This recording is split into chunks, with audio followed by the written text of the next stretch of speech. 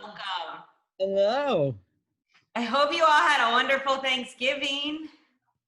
I feel like you can still say happy Thanksgiving because it's like the whole weekend. Yeah. And who's got a handmade mug that they are drinking their coffee or other drink out of this morning? I do. Nice. I see a lot of people holding theirs up. If anybody wants to share who the artist is or the story behind your mug or where you bought it, we love hearing them. Thomas Stoller. Oh, nice. Thomas was an assistant here. I don't know what, gosh, many years ago. 8 or 10 years ago. I have a mug made by Liz Kinder, who I think is in Philadelphia. Mm-hmm. And it's, as I was telling y'all before, it's actually part of a tea set that for me of making a tea cabinet for it, but I've yet to make the tea cabinet for it. So nice. We got in that style, Matt. We just got these in at the gallery from Liz Kinder. Oh yeah, those are cool. Yeah. I'm drinking out of an Akira Satake cup that he fired the Anagama at Peters Valley, I want to say in 2013. But I love this mug. We're going to hand the screen over to Matt, and he is going to talk about his work, show us his studio, whatever he feels like. He's in charge. So let's welcome Matt Kenney. Good morning, everyone. Thanks for tuning in and listening to me jabber on for a little while this morning. As Brianne said, I'll show you a little bit of my shop. I know she called it a studio, and I meet people all the time. They ask me about my studio, and I'm like, I don't have a studio. I have a wood shop. It just sounds, studio sounds like really nice and clean and where really good artists work. And I'm just a person cutting up wood and putting it back together. It's really dusty and dirty often. So I'll show you my shop, and I'll also show you different types of things that I make and talk about them and why I like to make them. And I will also, if there's time, I'll show you a little bit about how Kumiko, something I make called Kumiko, is put together. It doesn't really involve any glue, so it's kind of interesting to see how all the pieces fit together. But we'll start with just a quick tour of my shop. I'm going to interject real quick.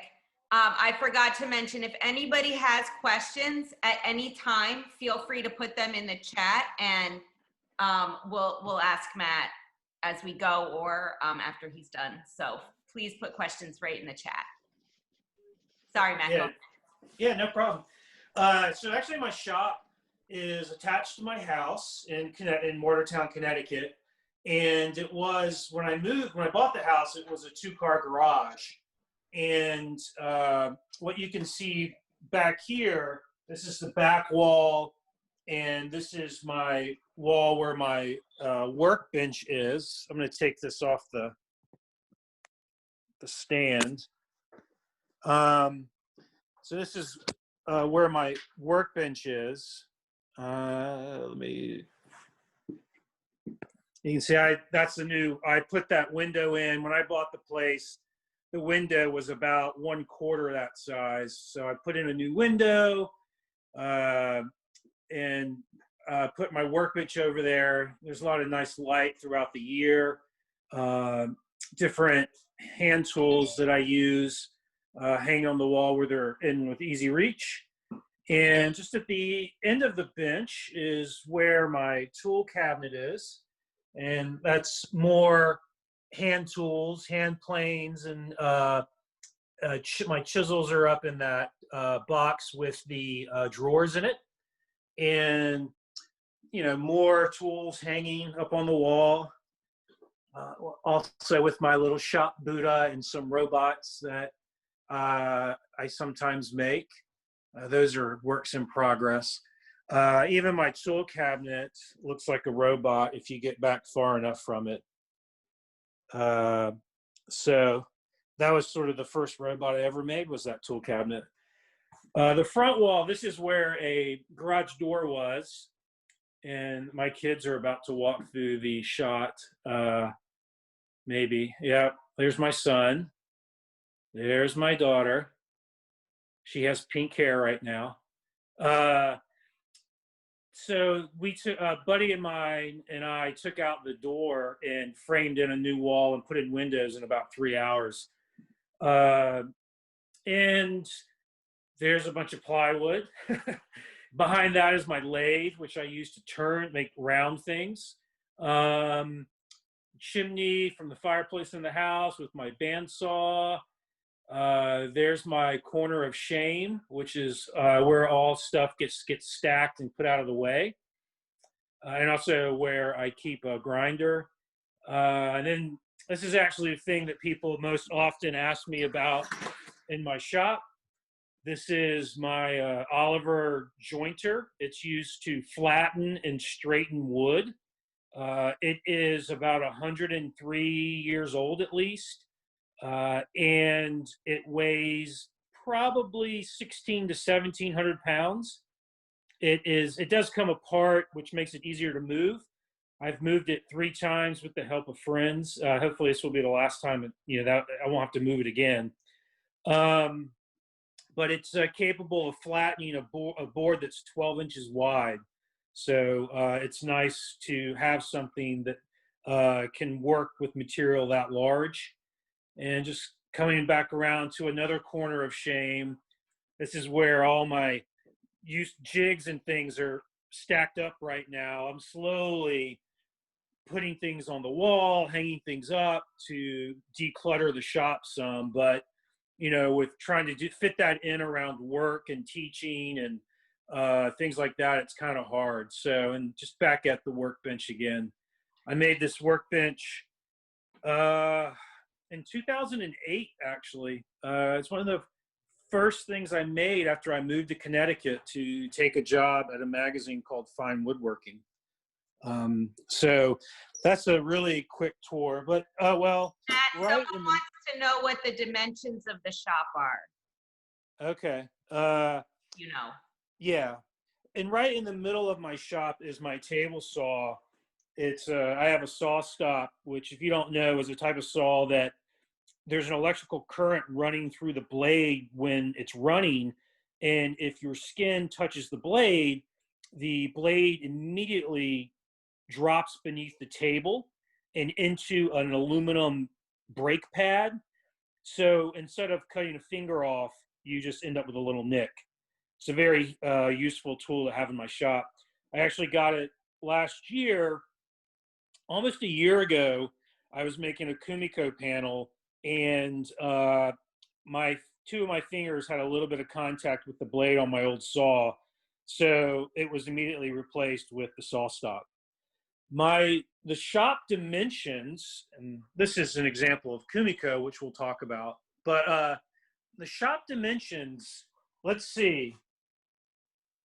I believe that it's like, let's see, there's 1, 2, 3, 4 pieces of plywood across the floor. It's like 18 inches front to back. Feet. 18 feet, yeah. 18 feet front to back. And then something like 20 some odd feet across. So it's less than 400 square feet. I know that. Fit a lot in there. Yeah, there's quite a bit. I have all the major machinery that you would need to make custom furniture. When you work, if you make custom things from wood and design furniture, make furniture, you buy wood that is what's called rough sawn. So it comes from the lumberyard, and it's almost, depending on the lumberyard, often it can almost hairy because it's solely at the sawmill, and it's not going to be straight and flat. So you have to take that raw material and begin to break it down, straighten it, flatten it, and then you can start making joinery and putting things together. So you have to begin with that process of milling, And in order to do that, you need a jointer and a planer. And you probably also want to have a bandsaw. That the milling process is actually one of the most important processes in furniture making, because it's when you start to understand the particular boards that you have, like what their working qualities are, what the grain is like, and you start to get a better sense for what you're going to be able to do with that particular board. And I know furniture makers who have assistants, and they do not let their assistants do any milling because it's such an important step. You can change the way the grain flows across a board by changing what the edge is, which way the edge is running. And so I spend a lot of time milling, and a lot of my work, the way it looks, is because of the attention that I give to the milling process and how I mill material, and the way that I can then bring it together into a piece of furniture. So yeah, so I do have a lot of, my shop is jam-packed with pretty much every tool that I need to make furniture. There's nothing in here that I don't need, and I don't really have room for anything else anyway. So of course, there's always, I do have part of my basement is dedicated to woodworking. That's where I keep my vacuum press, and I keep other supplies down there. So, and I also have in my house an office space, I guess, or what I would consider my studio. It's where I have my drafting table. It's where I draw and design. And it's where, I have my computer so I can do, Adobe Illustrator, and it's where I write. I write books and articles about woodworking, and that's where I write. So it's probably like a third of my house, at least, of my square footage is dedicated to woodworking. Matt, we have a question from Eric, and he asks, do you think your shop feeds your creativity more than one that's solely utilitarian? But it sounds like it's a mix, right? You have your different spaces. Or do you find that all of them you are like feeding your creativity? Or how does that process work, I guess, that you have those different spaces? So, well, my shop absolutely feeds my creativity. It's not just a shop to me. It's a space that I've created. When I moved in, there was no insulation, no drywalls. The back wall back here actually was just studs, and there was nothing separating the back wall, or that there was just an open space there, and it went into a one-car garage that I use as my lumber shed. And actually, there weren't even studs there. It was just a huge hole. And so in the process of converting this to a shop, it's become also, in a way, an expression of me, of my own creativity. So I have green walls, which is, most shops are going to be painted with white walls, and that's just not something that I can do. I wanted something that would look a little nicer and a little more soothing. So I painted my walls green. And so the casework around the windows and all that kind of stuff is all a reflection of my own personal aesthetic, as is everything else in the shop. And I do come in here and think about what I want to make, or think about a design, and it can be really quiet in here, especially in the mornings. And so I'll come in, and I love to come in during the warm months and have the window open, sit at my bench and with a sketchbook and draw things, and not have the overhead lights on. So it is a place that I find very calming and soothing. And it's when I come in here, I feel like everything else is shut out. Whereas when I'm in my my studio or my shop, my office in my house, that doesn't feel as isolated to me. And I always feel a little bit of the stress of, everyday life when I'm in there, because, the bills are also sitting at my computer desk. And, I'm the little thermal printer I have to print shipping labels for orders is sitting there, and it makes me think, oh man, I've got to get those orders out. So that's not as relaxing a place to me, but I do like to be in there and draw. But I draw, I also draw other things. It's not just woodworking. I draw do robot illustrations and things like that. And that all takes place in here. The shop is my woodworking sanctuary. That's really all that happens in here. And so it definitely feeds my creativity. Yeah, that's a good question. So talk a little bit about things that I make now. And we'll just start. One of the things I really like to make is like wall cabinets and like small cabinetry. So we'll look at a couple of pieces that I have out here. This one, which I'll show you more closely, is, let me turn the camera around.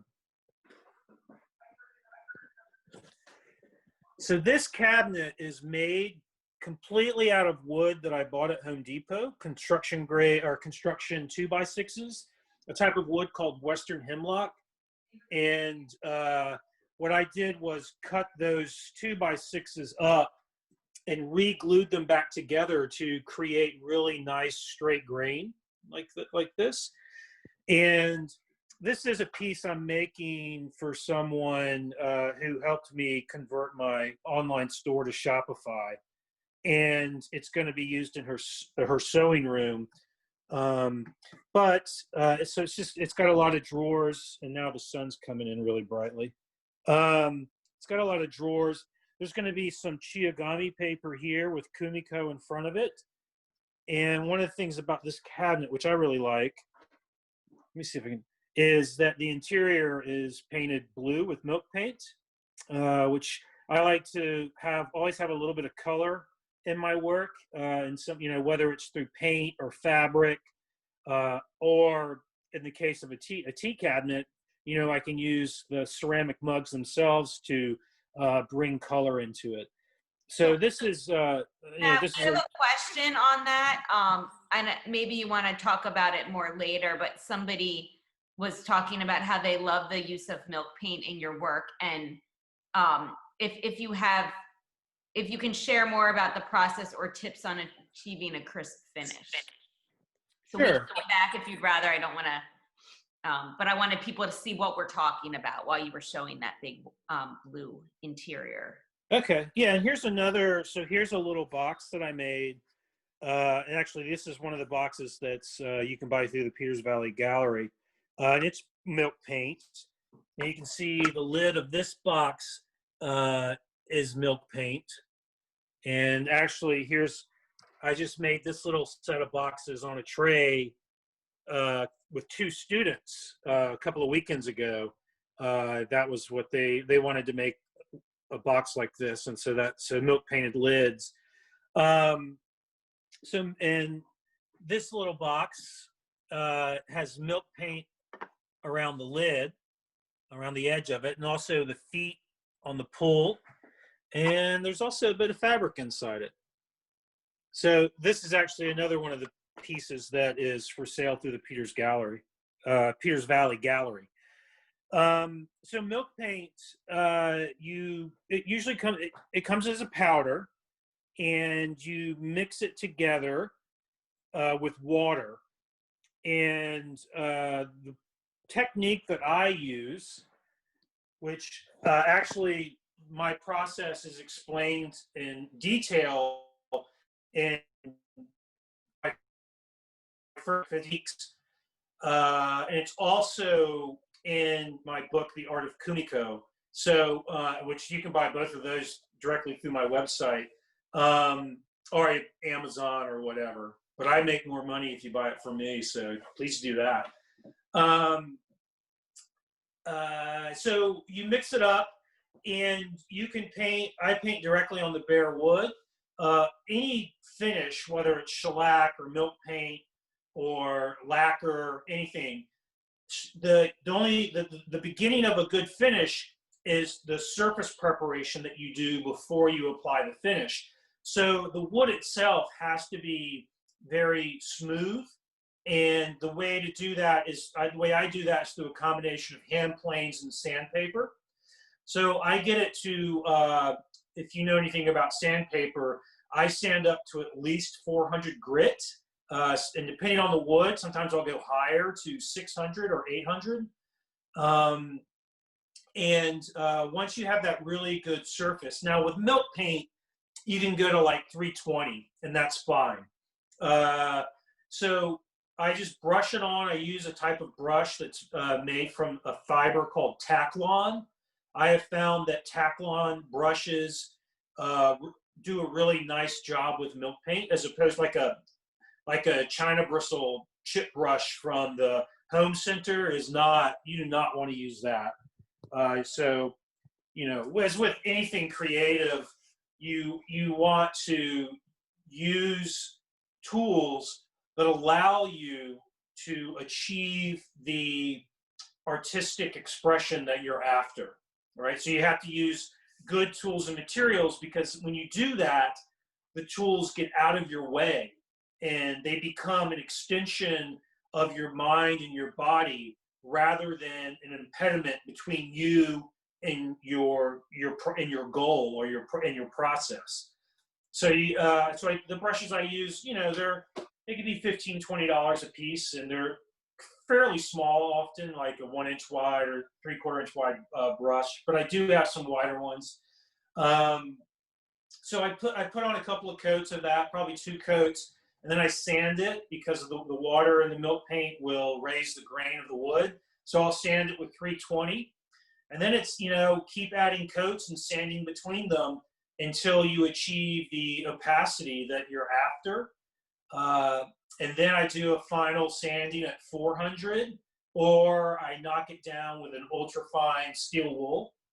And after that, so for like a lid, like this little box, I would just put wax on it, and no shellac. But this box, because the paint is around the edge, and I needed to shellac the lid, the cherry on the lid, I shellacked also the milk paint. So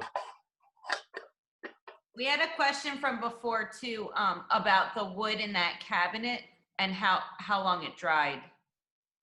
okay, so yeah, someone asked about why I go so high. I never go back down in sandpaper. So if I'm milk painting, before I start painting, I stop at 320. And then in between coats, I'm doing 320 or 400. And if I go to 400, I don't go back down. So any surface prep, you never go back down. If I gave that impression, I didn't mean to. And then the wood, so someone asked about, so construction grade lumber usually has a moisture content of about 20%, 16 to 20%. This, though, is kiln dried construction lumber. And you can find that at home centers. So this stuff is drier, so it's probably down around 10 to 12%, which is fine for making furniture. I also buy it and then just let it sit in my lumber shed until I need it. So I actually have like 10 or 12 2x6s of this stuff just sitting around, and that is dry. What it's doing is equalizing to the relative moisture of my shop and my home. And once it's equalized, then you can use it. So this stuff is already dry enough to make furniture with. And it gets better because it acclimates, or it equalizes to the moisture content or moisture level of my shop and my woodshed and all that. So it's not like the type of construction grade lumber that like a Douglas fir 2x4 or a yellow pine 2x4 if you're down in the South. that stuff has much more moisture in it. You could not use it right away. Okay, so let's look at some other stuff that I've made, I guess. Another little wall cabinet, which actually I just finished. I taught an online class from my shop. It was a 6-part class, and we met every Wednesday night, and I showed them how to make this wall cabinet, which you can see the drawer fronts have this really spectacular pattern on them. And that comes from using the end grain of a board and making veneers. And if you're, not everyone is familiar with the different types of grain on a board, so let me grab one.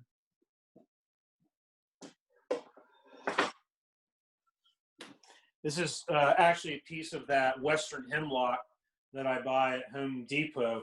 So this would be the face grain, and it's always called the face grain because the wide part of the board is called the face. So that's the face grain. This would be called edge grain. And then the end grain is what's on the end of a board. And this is the, like, face grain and edge grain have the same like physical properties. They feel the same. They can look the same. But end grain is different. Wood is made up of a bunch of fibers that are kind of like straws.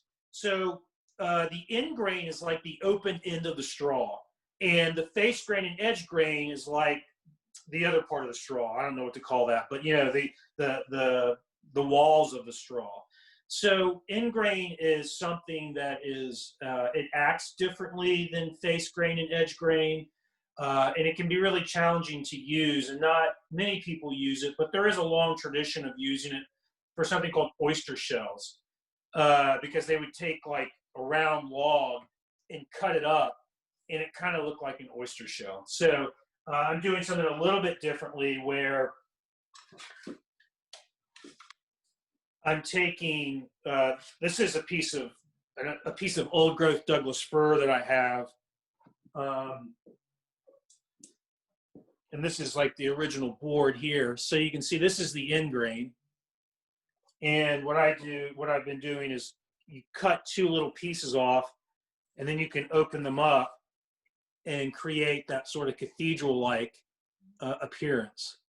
So that's a cabinet. It's made out of cherry, and we just did that as a 6-part online class. It was a lot of fun.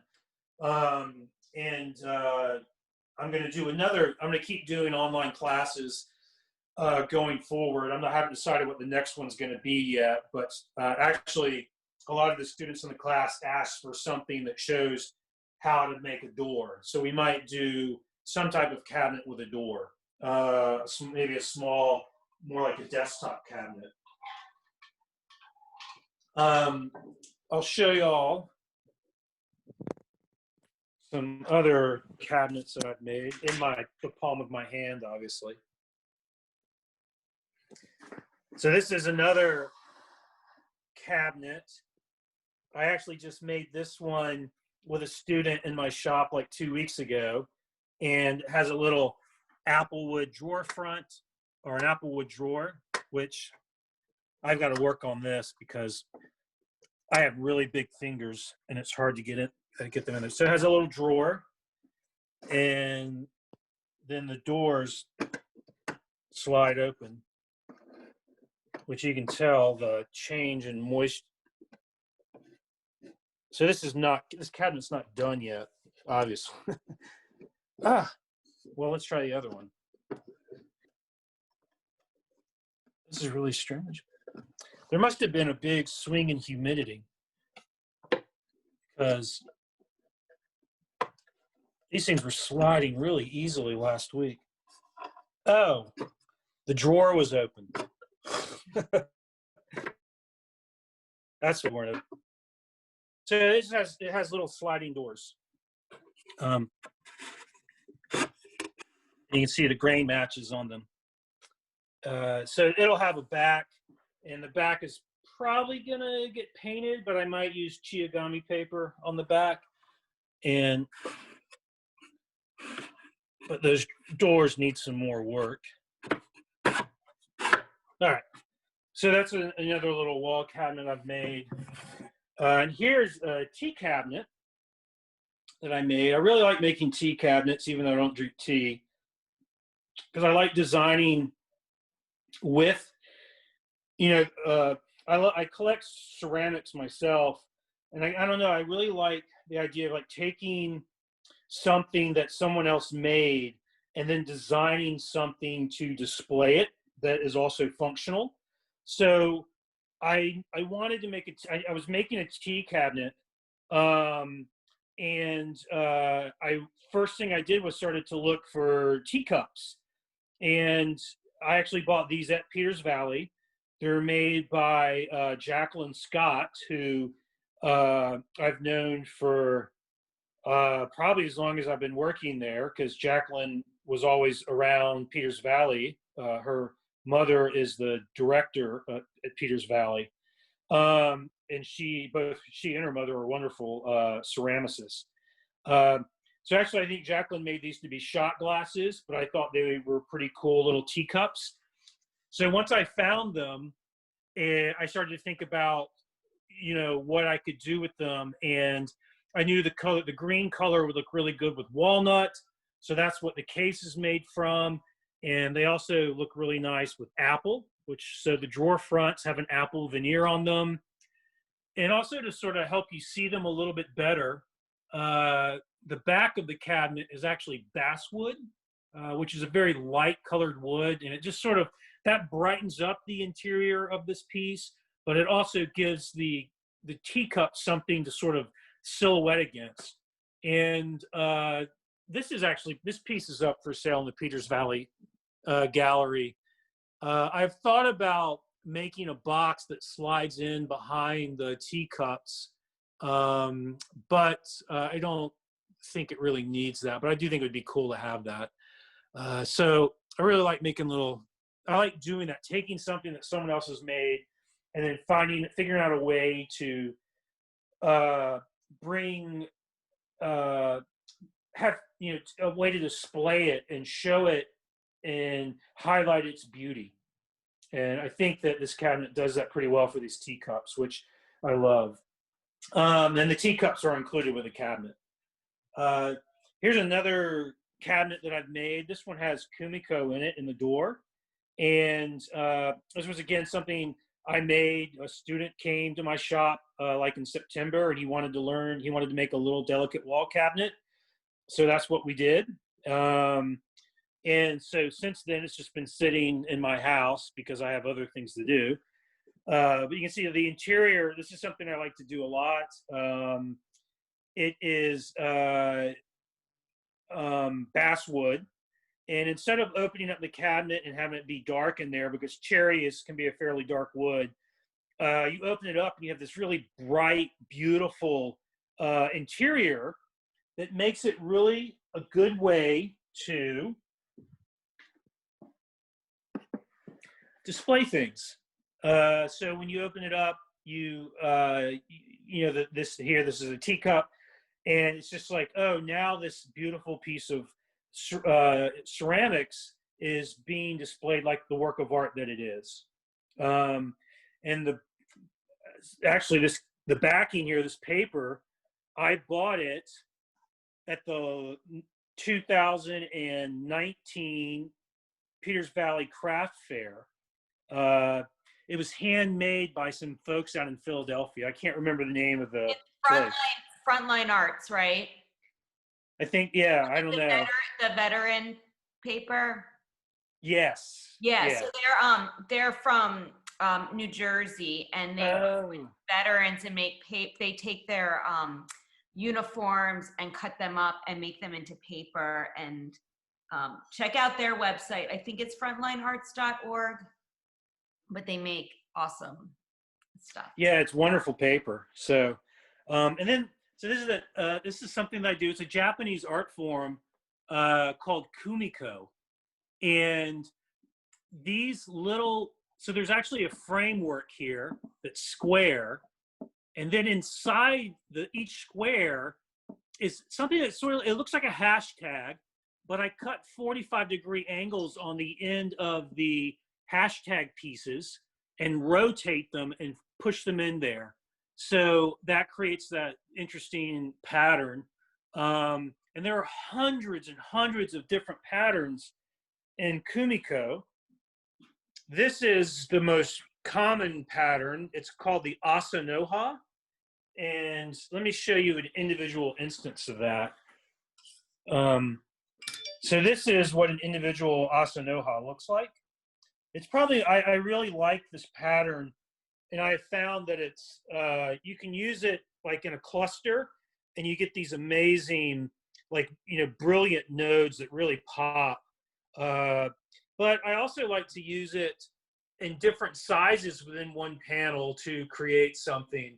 And actually, the first time I ever made a panel and sold it was I was teaching at Peters Valley, and I made a panel like this one, and someone bought it at the Monday auction. So it also had a frame around it like this. So it was this panel I've been making for years and years. I really like it. I like the asymmetry of it. This is in my book, The Art of Kumiko, shows how to make frames and how to make 10 different patterns. And then there are 10 different panels that I've designed in the back of the book, and it gives you all the information you would need to make them. This is one of them. It has 3 Asanoha in it, and they're surrounded, again, by this sort of, this is not quite, this is, instead of being a hashtag, it actually, there's 1, 2, 3 pieces interlocking with 3 other pieces. And it's a pattern that I call square dance. But it's rotated 90 degrees or 45 degrees, and it creates like a really cool, I don't know what, I don't want to say lattice work, but it just creates a really nice pattern, a dense pattern around the more airy pattern of the Asanoha. And then this is another panel from the book. And actually, you can buy this one through the gallery. Not this particular one, but I'll make you one.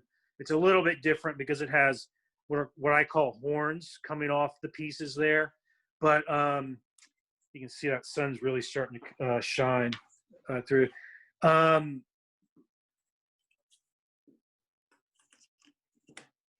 again, this has, So what Fran has, I do want to go back to comments, which I'll go back to later, but on this subject, Fran is saying she doesn't understand what you mean by the hashtag. Is the Kumiko carved out or pieces added together? So I'll take this one apart. All right, so this is 4 strips of wood. 4 strips of wood. Each wood piece has notches in it. Let me grab something. So the wood would have notches in it, and those notches are overlap. You put them together, and you can create, and this piece that's how that goes together. So there's 2 notches in each one, and you fit the notches together, and they stay together. There's no glue here. And so this looks like, what everyone knows now is the hashtag. It's the #, right? And you can see there's 45-degree angles cut onto those ends. And that allows me to rotate it and push it down inside the frame. The Asanoha is different. These pieces have angles cut onto the ends of them, and they just push down in there and fit together with friction. There's no glue holding them together. I will show you how an Asanoha goes together before we're done. So all of these panels, Matt, you're saying all gluing all. You're putting that's correct. The only glue on when I make Kumiko would be around the outside, these joints. There's no other glue. it all fits together with friction. And I glue these joints because often what I do is cut them away. I cut the horns away, and if you did that, then the joint would fall apart if it wasn't glued. Right. So I glue it together. And Karen says you make all those tiny pieces of wood and notches. How do I do it? Is that Well, the she question? said, well, she's asking if you make them. So I think maybe yours, like you cut the strips to size. Is that correct? Yeah. I go to the lumber yard and I buy big boards that are rough sawn, and I come home and I mill it, and eventually I'll get to a board. I'll have a piece like this, and I'll cut notches into it, and then I cut strips out of that, and that gives me the parts for my frames. And then I also make strips without notches, and that becomes the parts for, say, an asanoha. And it's a similar process to make these pieces here. You know, I start with a wide board, I cut the notches in it, rip out the strips, put the hashtag together, and then I have something for my table saw that runs the pieces past the blade and holds them at 45 degrees. And I just rotate it around and make 4 cuts, and I get all of those angles, and it just fits down in perfectly. Wow. And Fran asks, how does the change in humidity affect those pieces? If they are fit properly, it doesn't really affect them. Wood moves the most. I'm going to come back over here and switch this back around. So wood moves most tangentially to its grain. So in other words, so you know, a tree is like a bunch of circles, and it moves the most tangentially to the arc. So that on this board, it's going to move most in its width, and wood really does not move at all along its length, and it moves a little bit in its thickness. So if you think about the fit of the Kumiko piece, what's really fitting it is the length, and it's not ever going to, the length of the pieces don't change really. They might be very small changes in how thick they are, and that could affect the fit a little bit. But again, if you fit them properly, that minuscule change in the wood's thickness is not going to affect the fit of the parts. So there really is not anything to worry about. Now, if this went from, if I were making them down in Florida where I grew up, right, where it's super humid, and then I shipped one out to Colorado where, somewhere around Aspen, where it can be like 4% humidity year round, then I would have to be more careful when making it and fitting all the parts to ensure that extreme change in relative humidity did not have a severe impact on the panel. So Matt, we have another question about Kumiko. Is there any reason to not use hardwoods like cherry or walnut? You can use cherry and walnut. The reason I don't, there's both aesthetic reasons and also technical reasons. On the technical side, the harder the wood is, so the wood I use is basswood. Technically, it's a deciduous tree, so it is a hardwood, but it's at a fairly soft for a hardwood. So it's easier to work with tools like chisels, and it also is compressible, and so you can get a tighter fit of those pattern pieces, and you then have to worry less about them falling apart. The harder the wood is, so walnut is softer than cherry, and cherry is softer than maple, and the harder you get, the more precise you must be in making the parts to fit, and the less forgiving it's going to be. And because they're harder, it's also harder to work them with hand tools. And there's a fair amount of hand tool work in Kumiko. So in terms of the workability of the species, basswood, which I use, or say white pine, which would also be a good wood for this, are easier to work, and but also aesthetically, Kumiko is about the pattern that's created, right? It's about the pattern, and it's about the geometry.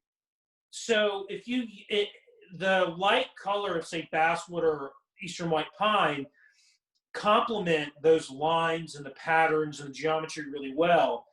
If you were to use a wood that was really dark, I think that it would be harder to see that pattern unless it were silhouetted against a really light surface.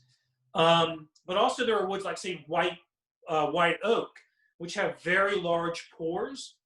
Those pores would interrupt the running lines of the Kumiko, and so the pattern would appear to be less harmonious. It would be less calm and quiet.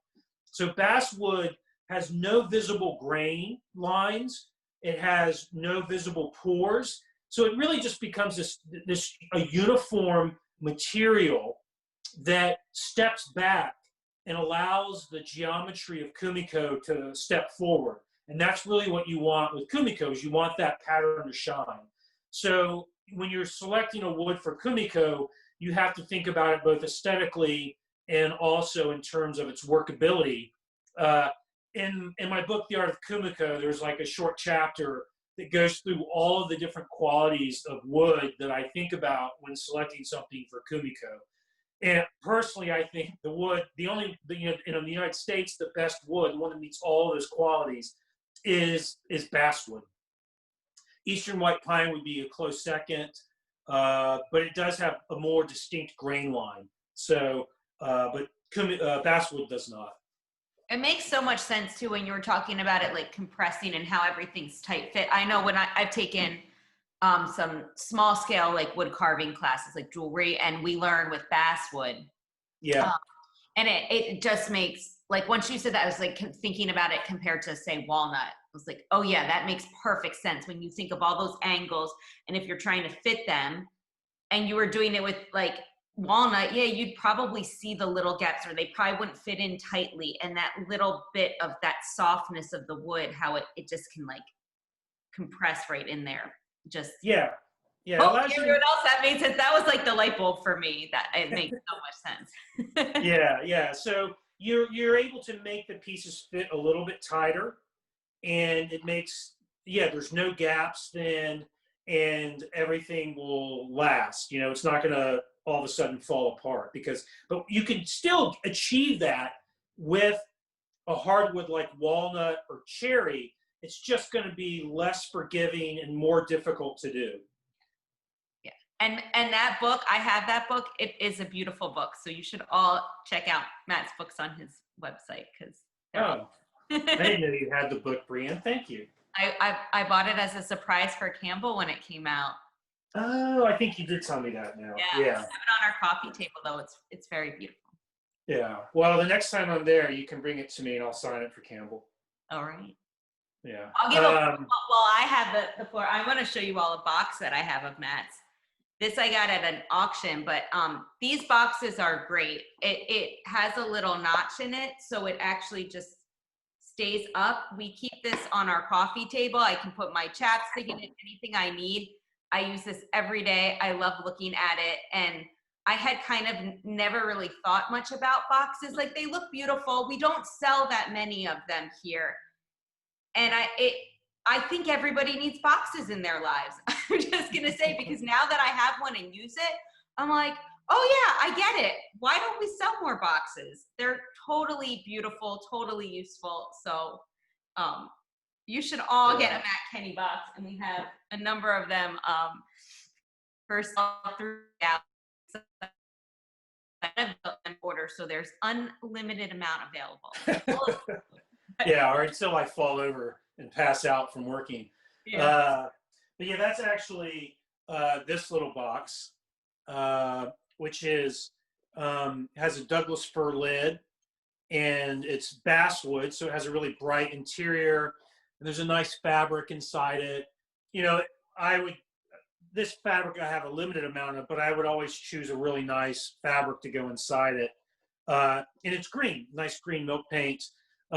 This one I can actually make in different colors with different wood species for the lid.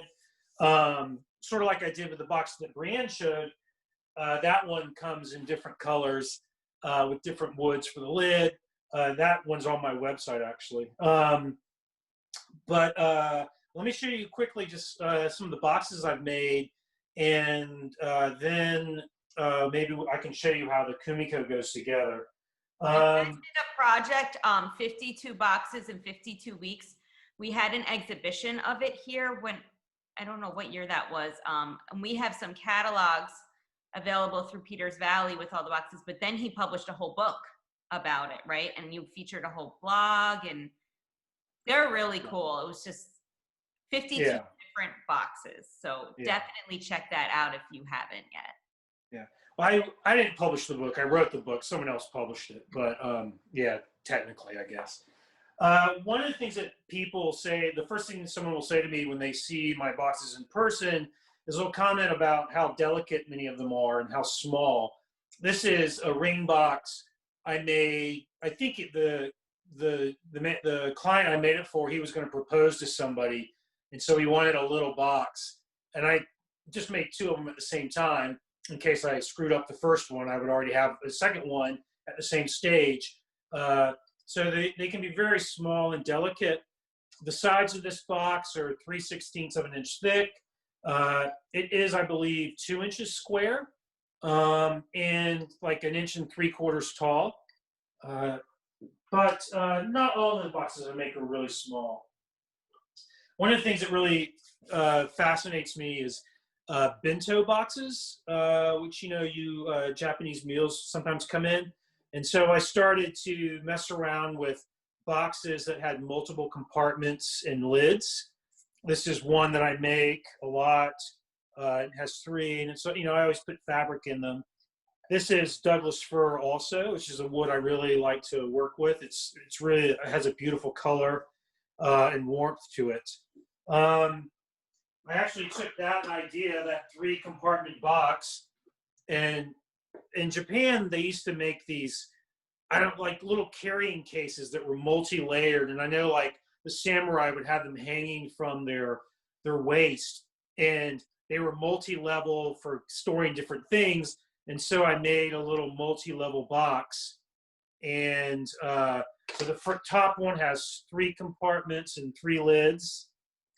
The middle one has 4 compartments and just a little hole there to get the lid out. And then the bottom one has 4 compartments and an open space in the middle. So 3, 4, 5, right? And these are sort of L-shaped little compartments. This was a really fun box to make. This is one of the original 52 boxes that I made. Oddly, no one's ever asked to buy it. I've never been able to sell this one, but that's okay because it's beautiful and I keep it around the house. Maybe it's not the most practical thing, but whatever. So that's sort of that's what I make. That's what I do. Do you want to talk a little bit? We had a question earlier about the paper that you used for the Kumiko, I forget what it's called. Chiogami. Yeah, like where you get that and about that, and then maybe also about the fabrics. Sure. So Chiogami is ChiyoGami, and you can buy it a lot of places. So if you Google Chiogami, you'll get a lot of returns for that. I buy it from Mulberry Papers, I believe is what it's called, which makes sense because Chiogami paper is Japanese, and I believe the Japanese also make a paper from the bark or the pulp of the mulberry tree. So that place sells a lot of Japanese papers and also papers from India, and I believe also stuff that's made in the Himalayan mountains. So they sell a lot of cool papers. Chiagami is screen printed paper. If you'd like, I'll show you a piece. I believe that it's individually screen printed pieces, and normally they, like they come in small runs, I believe. So I just happen to have a bunch in my shop right now. So this is an example of Chiagami. It has a really nice floral pattern on it. And it's really fibrous paper, It doesn't feel like notebook paper. It almost feels like fabric. This is another piece with a really cool green pattern. Well, it also looks like the fabrics that you use in particular. These Yes. papers, when you think about like handmade papers, that I haven't really seen ones like that, and it's just like the fabrics you use, so it makes sense. Right. A lot of my fabric has small floral prints or kind of funky geometric patterns. So like this one is a really sort of mid-century geometric pattern in there. So Chiagami paper, I cut it with a rotary tool, like you buy those at a fabric store, and it adheres just like it's spray mount adhesive. And the fabrics that I use, most of them actually come from Joann Fabric, but actually the one closest to me has closed down. So I've been finding places online that have really changed what I have access to in terms of patterns and textures and things like that. So the fabrics I use, I generally choose fabrics that the color will complement the color of the wood, and also that have patterns that are proportional to the piece that they're being featured in. So if you have a fairly small box, you want a pattern that's going to be repeated a lot inside it. So I end up with a lot of small floral patterns, for example, or really tightly bunched geometric patterns. So I think, oops. Yeah, so here's this little box. You can see it as if you only saw part of a pattern in there, it would look really strange. So I buy patterns that are proportionately appropriate to the size of the work that I'm doing. So here's this little tiny cherry box, right? And it has a really nice little blue floral fabric in the bottom. I think, are there any other questions? I think I saw some pop up, but I can't. This question from Brandon. Do you ever find yourself not knowing what to make next? If so, where do you get inspired for the next piece? No, I never. I'm always like, I'm making this right now, but I'm thinking of 3 other things, because when I'm making this, I think, oh, this particular thing would look really cool if it's something in a different type of furniture or something. So I'm always thinking about how to do something different aesthetically, and that pushes me to make new things. But also, so when I bought the house that I live in now, which, a little bit of personal information, was after I divorced from my ex-wife. And so this house is my house, and it's all me. And I intentionally did not bring a lot of furniture with me, so that my house would be neat furniture. And a long-term project to make the furniture for my house, like 10 to 12 pieces, and that will eventually become a book that talks about designing for a home and creating, in a sense, a suite of furniture that is aesthetically connected but not identical. So there's growth and development as I'm making them, and the styles will change a little bit, but it'll all be recognizably made or designed by an individual person. And it will be stuff that is designed for this house. I think it was the Green brothers, the Green and Green brothers, who did like, houses and furniture. A lot of the stuff out in California is based on their work. But they would not only design the house, make the house, they would also have all the design and make all the furniture for the house. And the idea was that if you sold the house, the furniture stayed there because this furniture is for this house. And so I also have that kind of pushing me forward. So I made a wall cabinet for my office. I am currently making a credenza for the office. I've been making that for like almost a year now because so much other pain work has come into push it aside. After the credenza's done, I'm making a stereo console. And every time I do something like that, I'm pushing myself aesthetically and technically.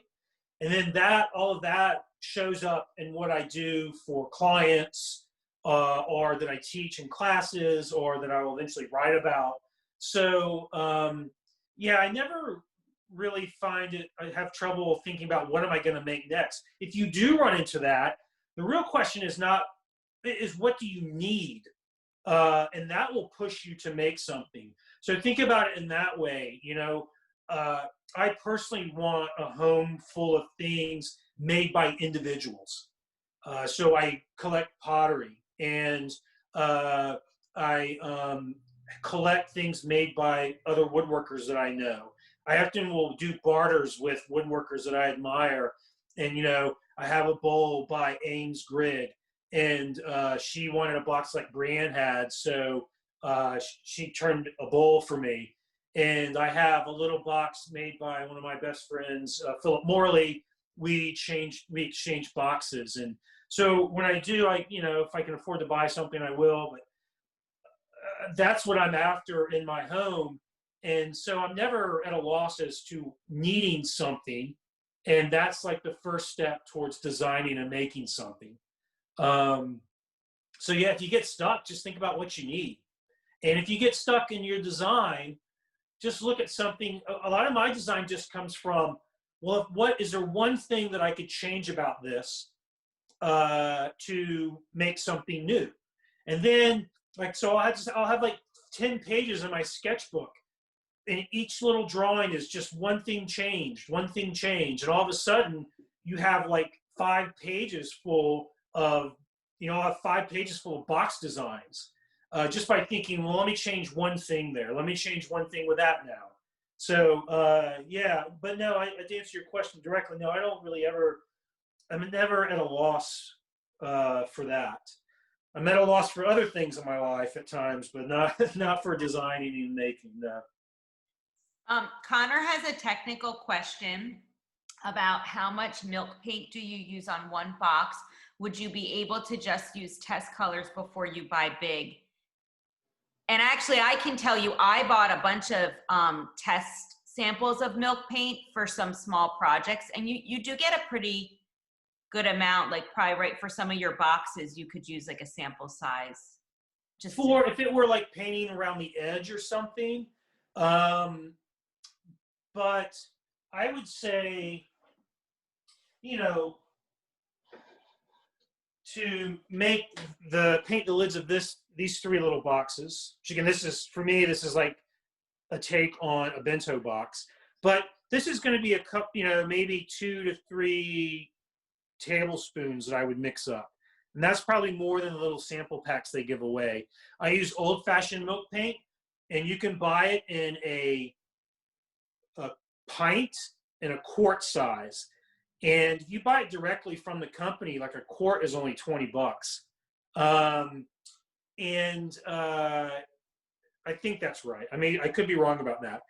But so it's a hard question for me to answer because I use it so much that I always have it around. And it's also nice to have multiple colors and enough of it. So like the blue that I showed earlier in this cabinet is one that I made myself from mixing other colors together.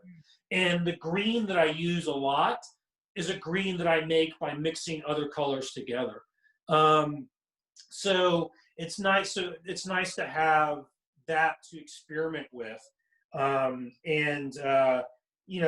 pint of it is not too much money. So it doesn't hurt just to go ahead and buy the pint. But I do get, like, if you're not sure you really want to use it, but I don't know. I don't think I can answer that question because I do want to use it. And I can kind of answer in that I forget. God, I think it's called fresh milk paint. We haven't figured out when I was mixing it. First of all, I did buy samples, and they probably maybe it's like an ounce, and I would say it's maybe six. I think it could be 6 tablespoons. But when I mixed it according to their directions, which said equal parts, I found it was very bubbly and thin. It was very hard to get a good consistency. And then I did read that you needed warm water. And so I noticed that was a big difference. And then I haven't had time to experiment again once I had that revelation. So that was all the difference, was using the warm water.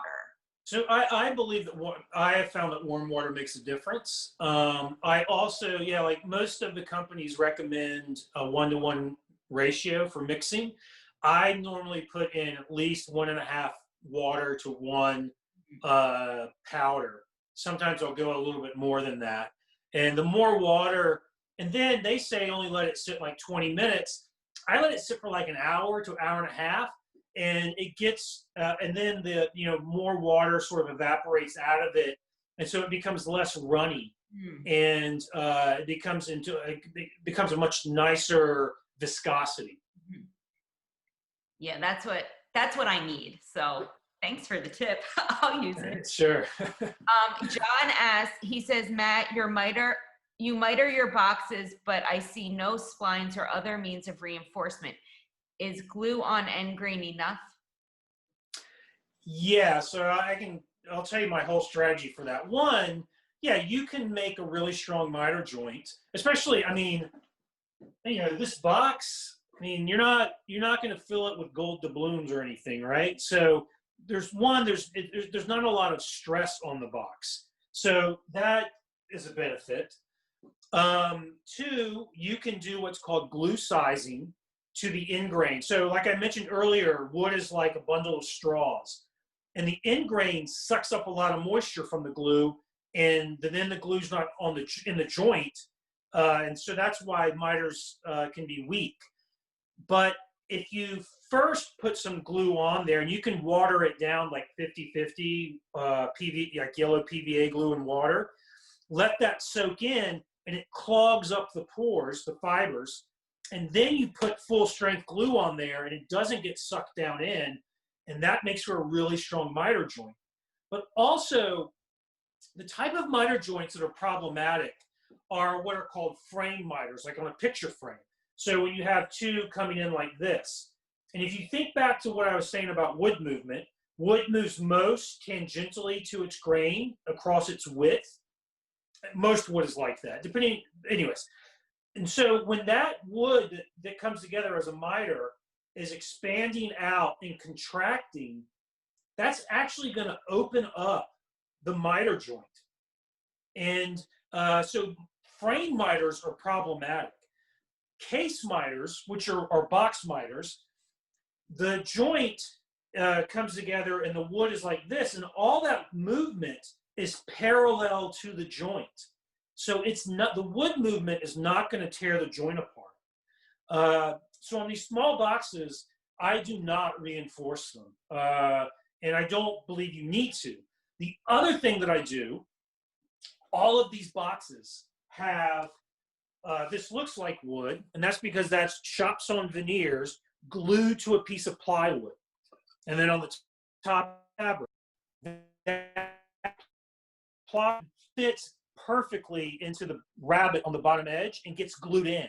So now all the sides are not only being held in place by the miter joint, but also this glue joint around the bottom. And now it's even stronger. So all of my boxes I make that way, and they're really strong. So I do not reinforce them.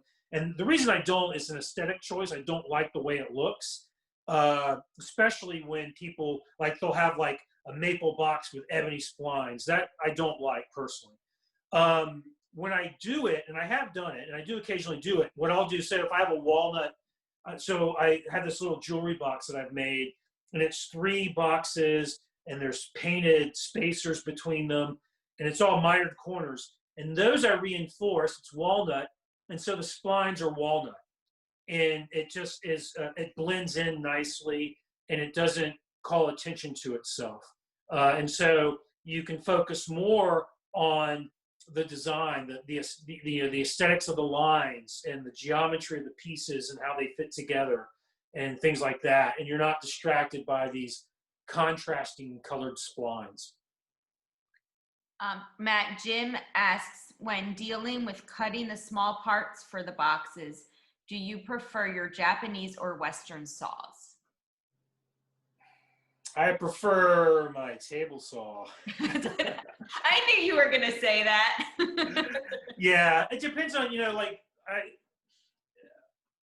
personally, I am comfortable making the box at the table saw. I have developed techniques, and I have sleds and things like that to do it safely, and I can do it accurately and quickly. And but like this little pull, which is 3 pieces of basswood with miter joints at the corner, that I would do with hand tools. And I would cut those little pieces with I guess I would use a Japanese Dozuki there, a Japanese handsaw, because it has more teeth and it's a finer cut. But after I cut them, I would true up the ends, and I would cut the miters with a chisel, true up the 90-degree ends with a chisel. And so that would all be done with hand tools. Because all the Kumiko panels, you're really cutting them with a chisel, right? Yes. So you're saying that you really use, the chisel to do most of that very fine cutting. For the patterns, yes. Yeah, that's correct. In Japan, they make hand planes that allow you to mass produce pieces for Kumiko patterns. But one, they're not available in the United States. And 2, they're like $1,000 a piece. So, I don't have any of them. John asked, do you do triangular base Kumiko? So I do make Kumiko based on the diamond pattern or the hexagonal frame. I have done that. I have a lot of the square stuff around, because the one way that my publisher was able to talk me into doing a book on Kumiko, because when he initially was asking, he asked me a lot, and I kept saying no. And it was because I didn't feel that I had done it long enough. But then he said, well, what if we just do a square frame, book on square frames? And I said, all right, that I can, because I have done a lot of that and developed techniques for it that I think work and are smart and ensure success, which is important. So, so I do the hexagonal framework or the diamond frameworks, but right now I don't have any around to show you. So it is 20 after 12. We can stay on a little bit if anybody else has questions. I did want to read you a few very nice comments while those last questions are coming in, but now I have to find them, because there were some great comments that you probably didn't see. No, I didn't see anything that was. Yeah, that's why I'm trying. No, there's a lot to scroll through. Because there's like a repeated one where people were talking about, how you were saying, it's just like you come through in everything. So one was like, oh, here it is. Jeannie says, your sense of aesthetics shows up everywhere, like your strategic placement of tools around your projects. And then somebody else said one, similar to that. But this idea that like, that you just, you are every, you know, your personality is there. Like I had that. I know people have come to my house. I had the same thing as you, right? I got divorced and bought my own house that I'm renovating, and it looks like you. Your personality, because you eat and breathe it, right? It comes through everywhere. Your aesthetic and your placement, like she's saying, of like even just how you set things up in your shop and all of those little decisions. You know, like you have a very distinct sense of self that then comes through and all that, your design aesthetic and that attention to detail and all of those aspects. I think they just come out. Yeah, well, I think everyone sees the world in a unique way. And when I try to explain how I developed my sense of design, and I don't like to talk about myself in this way, but this is something I know is true, so I'm somewhat comfortable saying it, that my sense of design is unique. You know, it's the stuff that I make is clearly recognizable as something that I made. And when I try to explain to people how to get to there, what I say is, you know, I see the world differently than you do.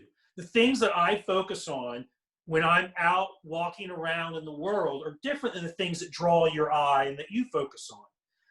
And if you want to develop your own sense of style, what you need to do is be conscious of what it is that you're attracted to in the world. And for me, it's like patterns and geometry and lines and color. And so you can take those things that fascinate you and start to bring them into your work. And then you'll start to express the way that you see the world. And that's when you'll start to develop and express your own sense, your own aesthetic, you know? And yet it's right. I mean, yeah, when I like make a tool cabinet, I'm not just making a tool cabinet as storage. I'm making something really, honestly, to display my tools. And I want it to be attractive. I want it to be beautiful. I want it to be orderly. And so, yeah, and I know Jeannie personally. She's taken a class with me out on the West Coast. Yeah, it's true. I mean, I think that's so true, though. I think when you were talking earlier about how you make these cabinets to showcase like the ceramic, because you like to collect them and you have that appreciation.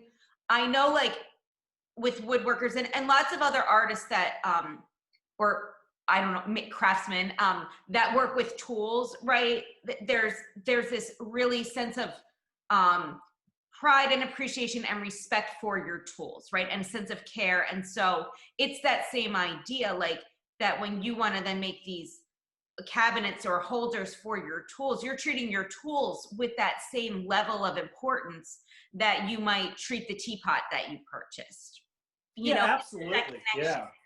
My tools are, I mean, there's a number of reasons to treat them really well. On the one hand, I mean, most obvious is a lot of my tools are quite expensive. You know, I have Lee Nielsen hand planes and they're $400 or more a piece. And so I want to take care of them because I want them to stay in good working order. But also they're often beautiful items, right? Lee Nielsen makes a beautiful bench plane. And then, you know, there is a real beauty in a Japanese Dozuki. But there's also a way, right, of showing, of wanting to show reverence for my tools, because my tools make it possible for me to do what I do. But also my tools are an extension of me. You know, every tool in here I have a really personal and intimate relationship with, because I know, like when I pick it up, I know what it's going to feel like. I know how to use it, and it becomes not even second, becomes part of my nature. And so my tools really are part of me. And just like I would take care of myself, I'm going to take care of my tools. And so I want them all to have a little place to live. But then there's also, like, there's an old Shaker saying, a place for everything and everything in its place. And that's important in a shop, because a disorderly, messy shop is hard to work in. And it's cluttered and all of that kind of stuff. It makes it harder for me to work. It makes it harder for me to be creative. It makes it harder for me to remain calm and to have a clear mind. Mm-hmm. And so I like order, and I like things to look beautiful. And people, woodworkers, there's a certain type of woodworker who thinks a shop needs, if your shop's not messy, you're not making anything. And those are woodworkers who just probably don't make anything, because you need to have a nice, orderly shop. And like wood turners, or work in a way where you don't, like yours, that order and organization is exactly how you have to be to create the work that you make. Everything is precise and measured and like specific. And so it's all related in that way. Yeah, it is. I'm absolutely that kind of person. Super, I like things to be orderly. I'm not crazy about it, but I do like things to be orderly and clean, and everything should be beautiful. Why? I mean, you're only going to be alive for, 7 or 8 decades if you're lucky. Why not have everything in your life be beautiful? I love that. So I'm going to do one last question. Okay. From Ben, asks, any references for tips on making the Gridworks Sans table saw? I mean, cutting the notches is not difficult. I've done it with hand tools. If you have the strips, I would tape them together. I would lay out where the notches need to be, cut the walls with a Dozuki, and then clean them out. You can just pop out the waste with a chisel. The problem is where are you going to get the strips from? So you have to somehow make those strips. Now, I know a guy that sells strips, and he loves business. So, but that guy's making them with a table saw. That guy's me. So you have to somehow get the strips. And I think the easiest way to get the strips is with a table saw. So if you don't have a table saw, the problem is really not the notches. The problem is getting the strips, So that's a larger issue, because you would need to get wood, a board, and mill it up to create those strips. And, sure, you could do that with hand tools, but I know how to do it with hand tools, I guess, how I would go about it. But you'd have to have a saw that you could then rip them out.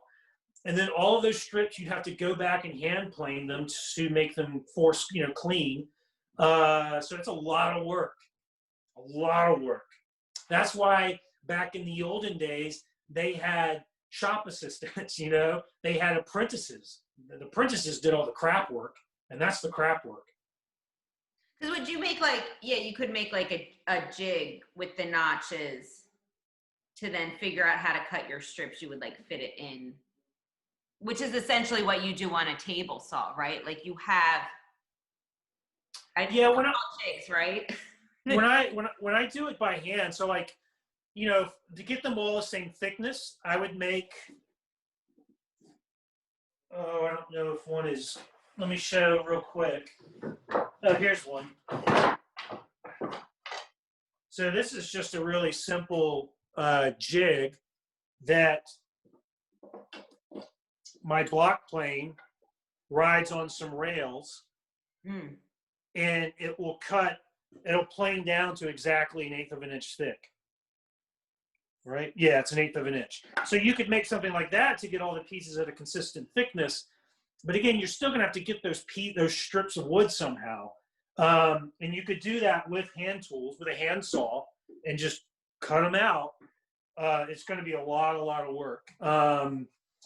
But then to cut the notches, like I said, I would take all those strips and tape them together and lay out where those cuts need to be made. I'd probably cut them with a knife, like mark them with a knife, and then carefully saw down.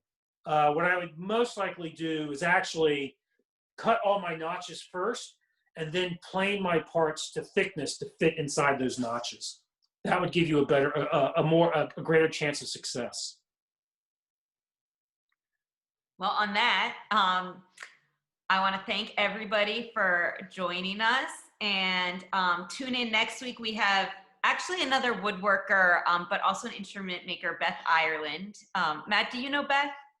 Not personally, but I'm very familiar with her work. She's a lot of fun, and a wood turner primarily.